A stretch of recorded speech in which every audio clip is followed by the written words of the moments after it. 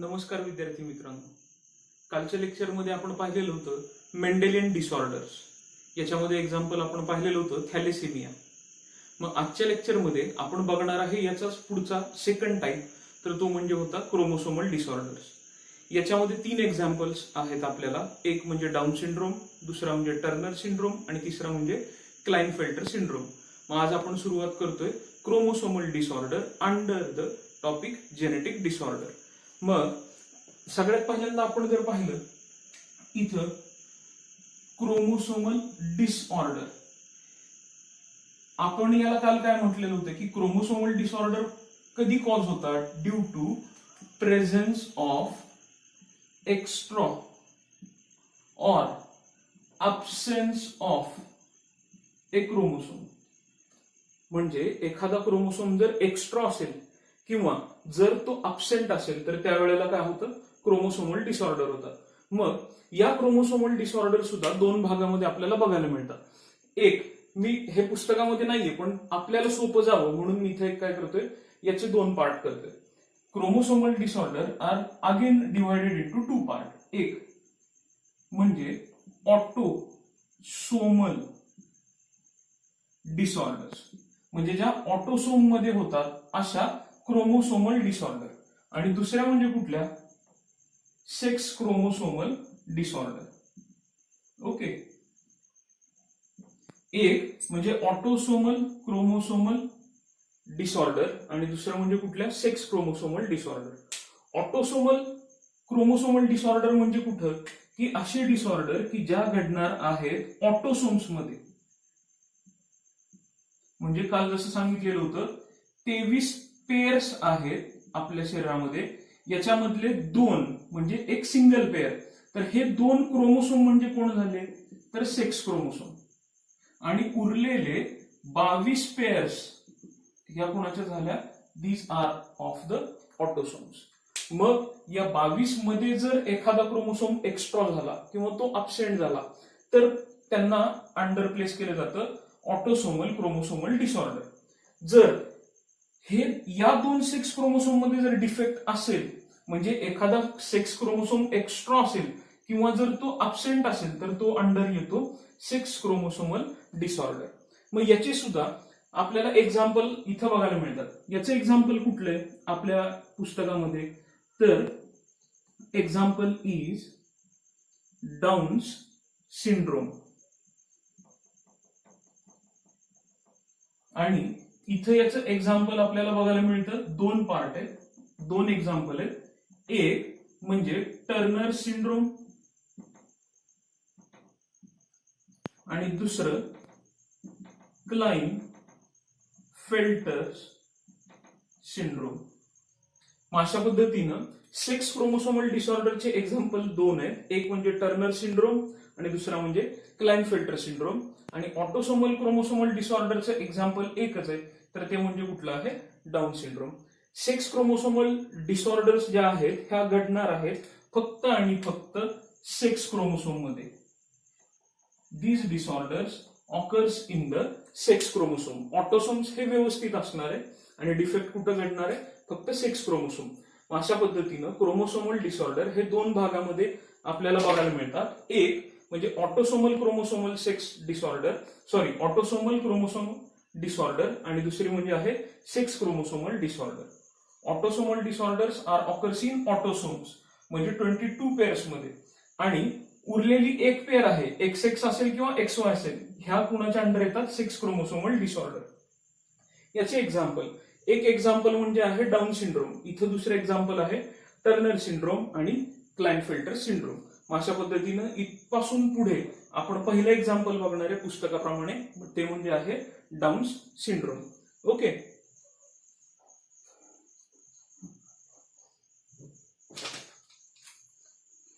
आता आपण डाऊन सिंड्रोमच्या संदर्भामध्ये माहिती बघू, जो घडणार आहे ऑटोसोम्स मध्ये. डिफेक्ट आहे ऑटोसोम्स मध्ये.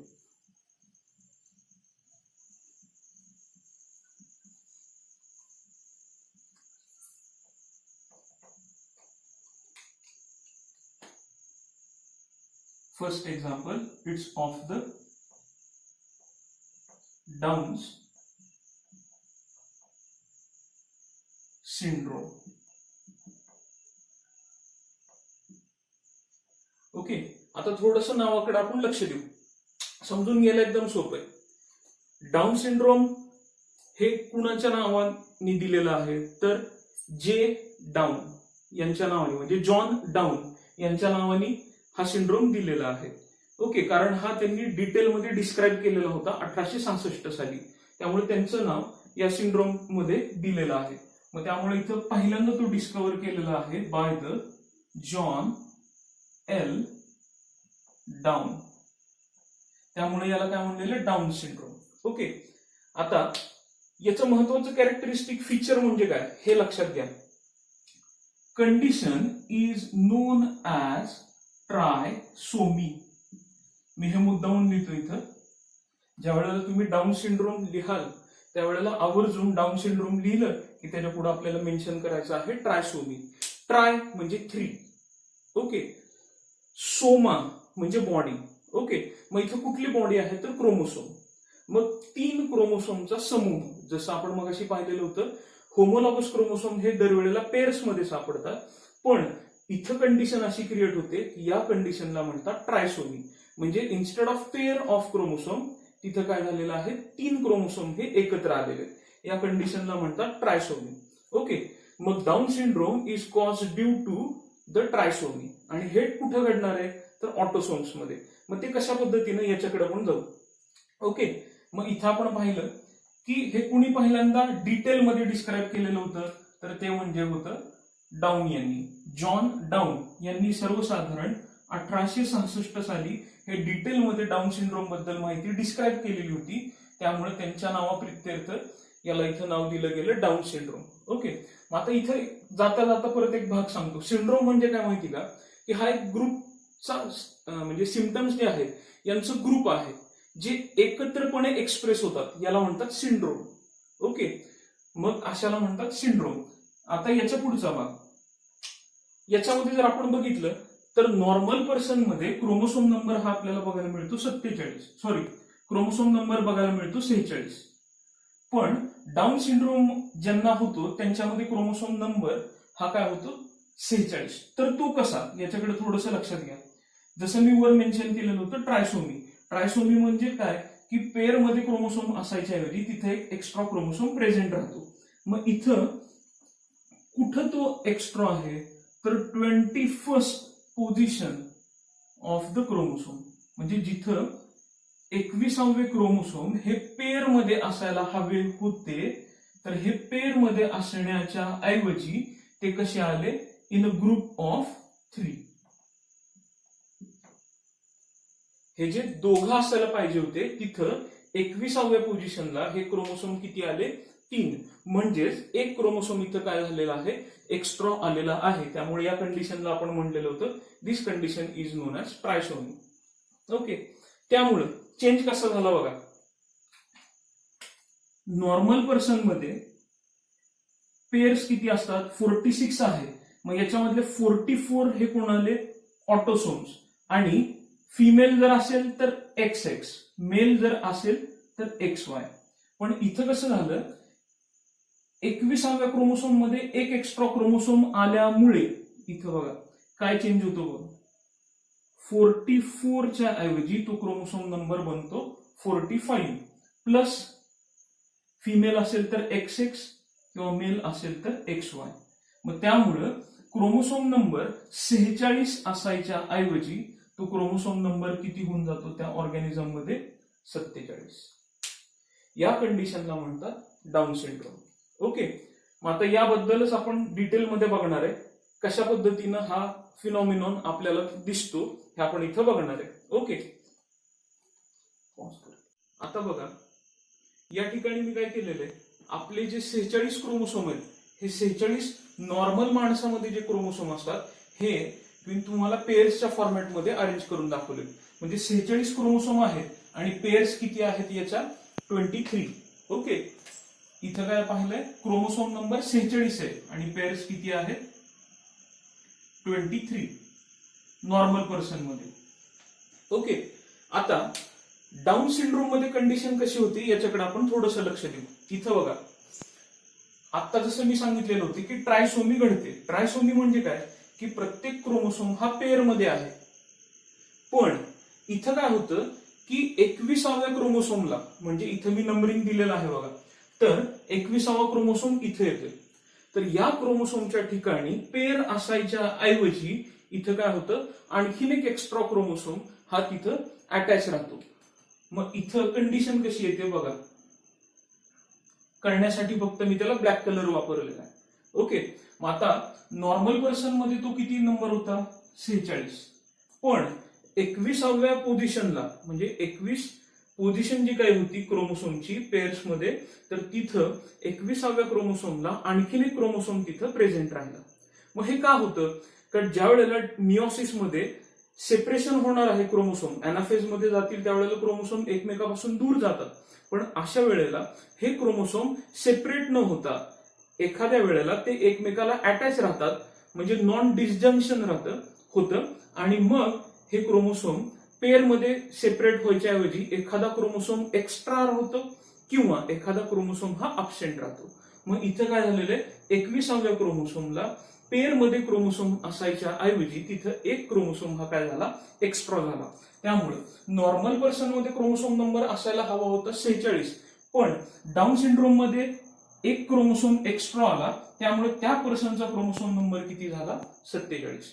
या कंडिशनला आपण म्हणतो ट्रायसोमी. ट्राय म्हणजे 3, सोमा मीन्स बॉडी, 3 क्रोमोसोमचा समूह, त्यामुळे याला म्हणतात ट्रायसोमी. मग इथं काय कंडिशन झाली बघा, 44 नॉर्मल पर्सन मध्ये असतात ऑटोसोम्स, पण इथं 44च्या ऐवजी एक एक्स्ट्रा क्रोमोसोम आला, त्यामुळे इथं काय झालं 45 प्लस मेल असेल किंवा फिमेल असेल, मेल असेल तर XY, फिमेल असेल तर XX. मग अशा पद्धतीनं ही कंडिशन क्रिएट होते. मग त्यामुळं त्या इंडिव्हिज्युअलचा क्रोमोसोम नंबर हा बनतो 47. मग अशा पद्धतीनं डाऊन सिंड्रोम मध्ये आपल्याला बघायला मिळतं की एक क्रोमोसोम हा काय झाला, एक्स्ट्रा तिथं 21व्या पोझिशनला, ऑटोसोम्सच्या 21व्या पोझिशनला तो आला. आता हे घडलं ऑटोसोम मध्ये. ऑटोसोमल क्रोमोसोम म्हणजे जे बॉडीचा अपीअरन्स डिसाईड करतात त्यांच्यामध्ये हे झाले. त्यामुळे जो पर्सन हा अफेक्टेड होतो याच्या बॉडीच्या अपीअरन्सवर आपल्याला परिणाम झालेला दिसतो. मग इथं आपण बघणार आहे पुढचा पार्ट, तर तो म्हणजे आहे सिम्पटम्स, की डाऊन सिंड्रोम झालाय एखाद्या व्यक्तीला हे कसं ओळखायचं. ओके, पुढचा पार्ट असणार आहे सिम्पटम्स.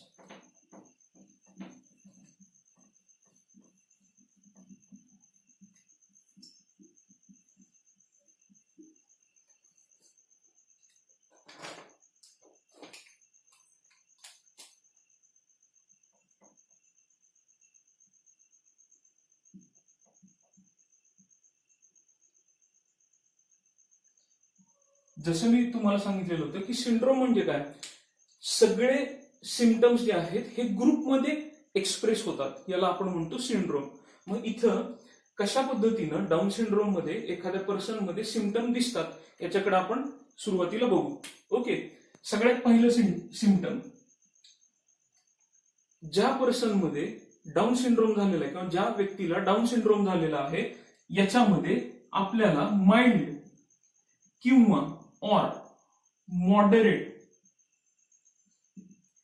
टाइप ऑफ काय बघायला मिळतं, मेंटल रिटार्डेशन.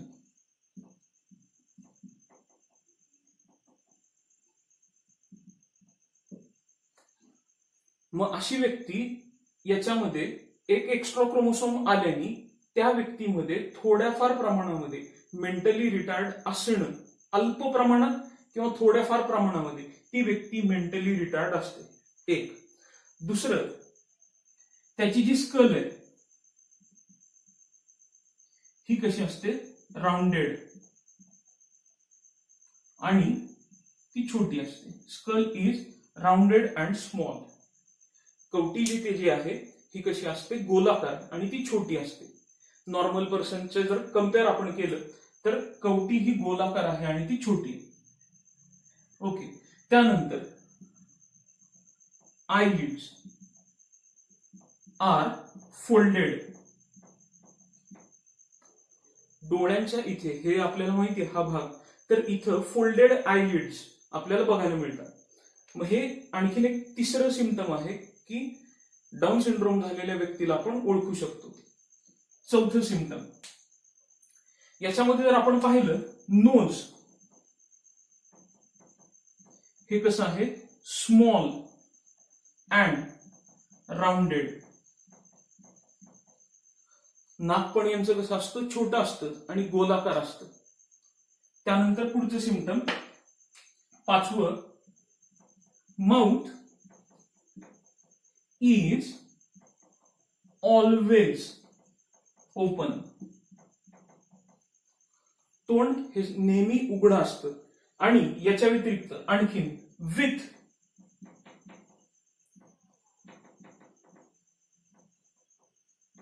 प्रोट्रुडिंग टंग. आणि जीभ कशी असते, बाहेर आलेली असते. ओके, मग आपण इथं पाहिलेलं आहे की एक त्याच्यामध्ये मेंटली रिटार्ड असणं हे दिसतं थोड्याफार प्रमाणामध्ये, अल्प प्रमाण किंवा थोड्याफार प्रमाणामध्ये. कवटी त्यांची कशी असते, राऊंडेड असते आणि छोटी असते. आयलिड्स या फोल्डेड असतात. नाक हे छोटं असतं आणि राऊंडेड असतं. तोंड हे दरवेळेला ओपन असतं आणि जीभ बाहेर आलेली दिसते. ओके, याच्या व्यतिरिक्त आपण जर पाहिलं तर यांचे पाम म्हणजे हाताचा तळवा, palm is completely flat with one crease. Okay, आता इथं जर तुम्ही पाहिलं, म्हणजे कुठल्याही नॉर्मल व्यक्तीमध्ये आपल्या हातामध्ये जर आपण पाहिलं तर या रेषा दिसतात बघा, याला म्हणतात क्रीज. तर आपल्या हातामध्ये त्या अधिक आहेत, एकापेक्षा अधिक आहेत. पण ज्या व्यक्तीमध्ये डाऊन सिंड्रोम आहे त्याच्यामध्ये ही रेष ही फक्त एकच इथून अशीच असते. ओके, म्हणजे हाताचे जे काही तळवे आहेत यांच्यामध्ये आपल्याला उंचावटे आणि खळगे दिसत नाही. हात कसा असतो, कम्प्लिटली फ्लॅट. आणि दुसरं म्हणजे काय की ह्या ज्या रेषा आहेत ही कम्प्लिटली एकच असते. मग इथं आपण पाहिलं की hand is completely flat, palm is completely flat with one crease. Okay, अशा पद्धतीने हे सगळे सिम्पटम आपल्याला बघायला मिळतात person suffering from down syndrome. Okay, मग आता हे लक्षात ठेवायचं कसं, एकदम सोपी मेथड सांगतो. हे फक्त आपल्यापुरतीच करायची, परीक्षेच्या वेळेला हे करून बघायची गरज नाही. हे फक्त आपल्याला लक्षात राहण्यासाठी एक छोटीशी ट्रिक सांगतो. हे बघा, काय करायचं, सगळ्यात पहिल्यांदा दोन हात हे आपल्या डोक्यावर ठेवायचे. म्हणजेच इथं काय सांगते हे की त्या पर्सनची स्कल कशी आहे, राऊंडेड आहे आणि स्मॉल आहे. दुसरं, फोल्डेड आयलिड्स, डोळ्यांचे जे काही आहेत आयलिड्स ह्या कशा आहेत, फोल्डेड. त्यानंतर नोज हे कसं आहे, राऊंड आणि small. Mouth is always open with protruding tongue. दरवेळेला तुम्ही जर पाहिलं त्या व्यक्तीमध्ये तर तोंड हे उघडं असतं आणि जीभ ही बाहेर आलेली आपल्याला बघायला मिळते. आणि नंतर हात बघायचे.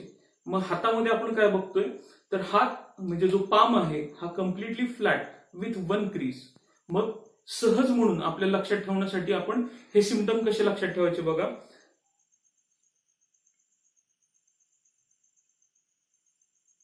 ओके, ही छोटीशी ट्रिक परीक्षेच्या वेळेला कृपया हे करू नका.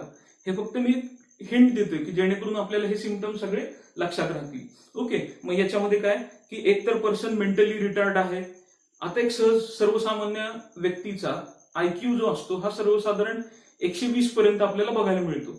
ऍव्हरेज आयक्यू जो आहे 80 ते 120 पर्यंत आपल्याला बघायला मिळतो.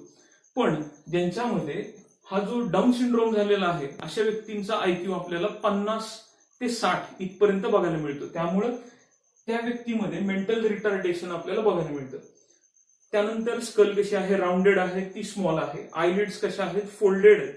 ओके, त्यानंतर फोल्डेड अँड स्लांटेड, थोडेसे पुढे आलेले. नाक हे आहे छोटं आणि ते गोलाकार आहे. त्यानंतर तोंड हे दरवेळेला ओपन आहे आणि जीभ बाहेर आलेली आहे. आणि सगळ्यात शेवटी कसं आहे, तळवे, हाताचे तळवे हे कम्प्लिटली फ्लॅट आहेत आणि त्यांच्यामध्ये फक्त आणि फक्त एकच रेषा आहे. अशा पद्धतीनं हे सगळं आपल्याला बघायला मिळतं डाऊन सिंड्रोम बद्दल. एकदा पटकन रिवाइज करू. डाऊन सिंड्रोम मध्ये आपण किंवा आजच्या लेक्चरमध्ये आपण काय काय पाहिलं. सगळ्यात पहिल्यांदा आपण पाहिलेलं होतं क्रोमोसोमल डिसऑर्डर. याचे आपण दोन भाग, आपल्या सोयीसाठी दोन भाग केलेले होते. एक म्हणजे ऑटोसोमल क्रोमोसोमल डिसऑर्डर आणि दुसरा भाग म्हणजे sex chromosomal sex chromosomal disorders. Okay, याच्यामध्ये आपण ऑटोसोमल क्रोमोसोमल डिसऑर्डरच्या अंडर एक एक्झाम्पल बघितलं तर ते म्हणजे आहे डाऊन सिंड्रोम.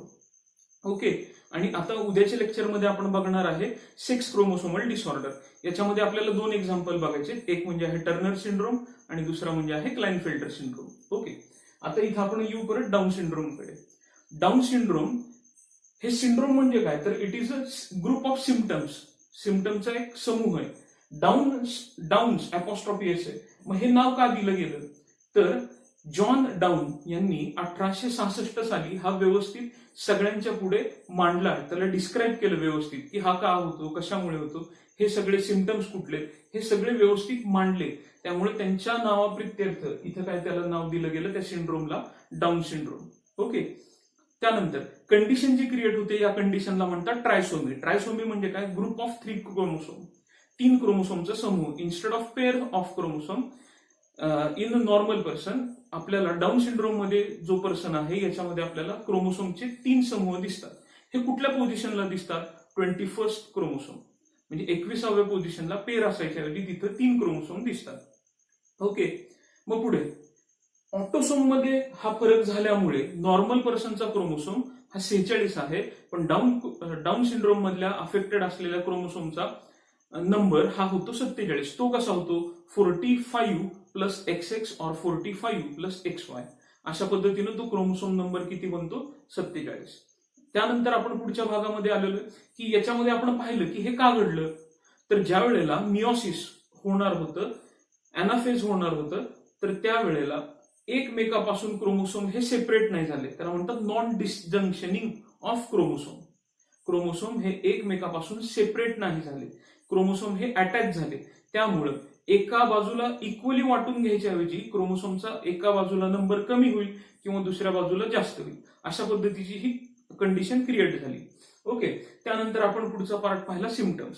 सिम्पटम्स मध्ये काय, सगळ्यात पहिलं सिम्पटम म्हणजे काय, तो पर्सन हा माइल्ड किंवा मॉडरेट पद्धतीचं मेंटली रिटार्डेशन दाखवतो, म्हणजे हा कमी प्रमाणामध्ये मतिमंद असतो.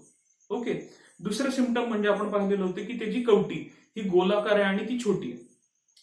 तिसरं सिम्पटम आपण पाहिलेलं होतं की आयलिड्स हे कसे आहेत, फोल्डेड आहेत आणि ते थोडेसे स्लांटेड आणि फोल्डेड आहेत, थोडेसे पुढे आलेले आहेत आणि ते फोल्डेड आहेत. त्यानंतर नाक हे कसं आहे, त्यांचं गोलाकार आहे आणि छोटं आहे. Nose is rounded and small. Mouth is always open with protruding tongue, म्हणजे तोंड हे कसं आहे, दरवेळेला ओपन आहे आणि जीभ ही बाहेर आलेली आहे. आणि सगळ्यात शेवटचं आपण पाहिलेलं होतं की हँड किंवा palm is completely flat with 1 crease, म्हणजे हात हा पूर्णपणे कसा आहे, सपाट आहे आणि त्याच्यामध्ये फक्त आणि फक्त एकच रेषा आहे.